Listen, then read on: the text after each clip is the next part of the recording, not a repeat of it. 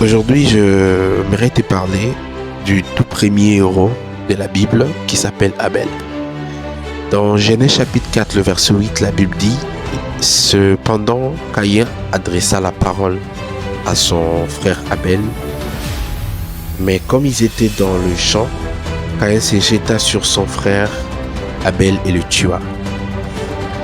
Et vous savez, dans la mort d'Abel, nous avons deux leçons à tirer.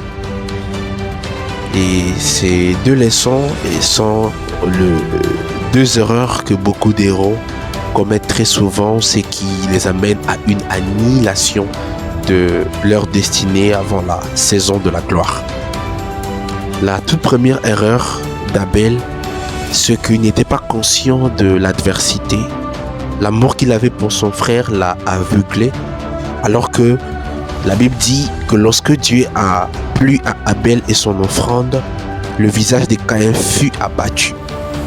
Très souvent, beaucoup de héros n'ont pas la sensibilité et la capacité de filtrer leur environnement pour savoir les niveaux d'adversité qui rôdent autour d'eux. Et ils se retrouvent par la suite piégés par l'adversaire. Et c'est ce qui a poussé Abel à commettre la deuxième erreur. La deuxième erreur, c'est que la Bible dit, alors qu'Abel était dans le champ, Caïn s'est jeté sur lui. Et la deuxième raison qui a tué Abel, c'est qu'il s'est retrouvé dans le champ, alors que Caïn était cultivateur, lui il était berger.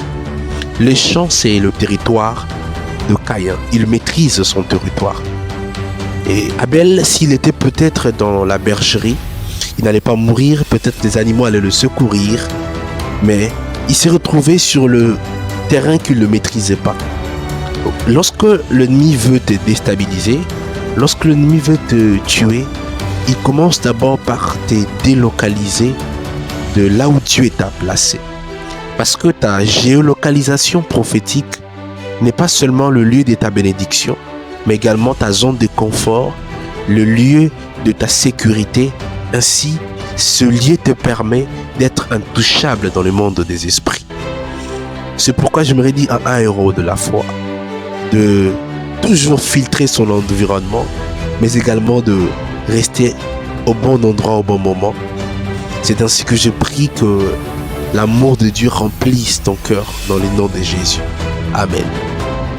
Je suis Saint-Ish Loulendo Lenabi.